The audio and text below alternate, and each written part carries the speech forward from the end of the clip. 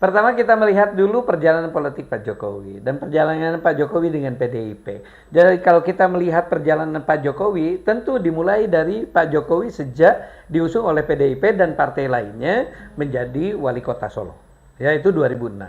Kemudian terpilih lagi Pak Jokowi 2011. Jadi itu sangat luar biasa, ya. Jadi artinya bahwa dua kali untuk menjadi wali kota itu salah satu kendaraannya itu adalah menggunakan PDIP, didorong disupport oleh PDIP. Kemudian masuk di dalam pilkada DKI, ya. Kemudian di DKI baru saja menjabat lagi, kemudian menjadi wali kota, berangkat ke DKI, support juga, gitu kan. Kemudian pilpres yang pertama support juga. Jadi artinya sebenarnya sudah bertemu, karena presiden itu kan harus memiliki satu, dia memiliki popularity.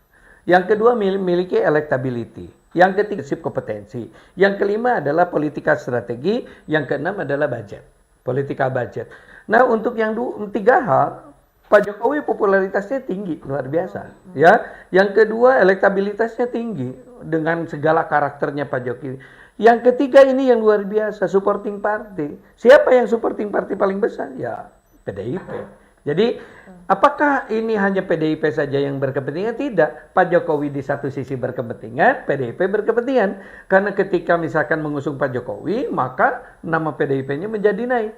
Maka para caleg di daerah di Indonesia juga besar. Maka 2019 itu jumlah anggota legislatif dari PDIP, terutama di legislatif pusat di DPR RI kan jumlahnya paling besar. Bahkan kalau tidak bergabung dengan yang lain saja, itu PDIP bisa mengusung satu pasangan karena lebih dari 20%. Nah, ini sangat luar biasa. Jadi kalau kita melihat bagaimana hubungan saling menguntungkan, ya, politika mutualis antara Jokowi dengan PDIP itu sudah berlangsung lama.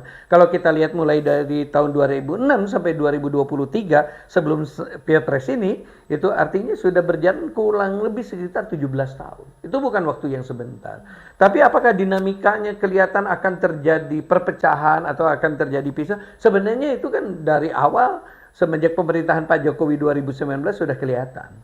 Itu bagaimana Pak Jokowi menentukan orang-orang yang berada di dalam kabinetnya yang tanda kutip itu keinginannya Pak Jokowi dan belum tentu juga disetujui oleh PDIP. Ya, jadi ada orang-orang yang dianggap lawan kemudian masuk ke dalamnya. Tapi ada kepentingan lebih besar buat Pak Jokowi ke depan, yaitu bagaimana membuat keseimbangan di dalam pemerintahan. Gitu.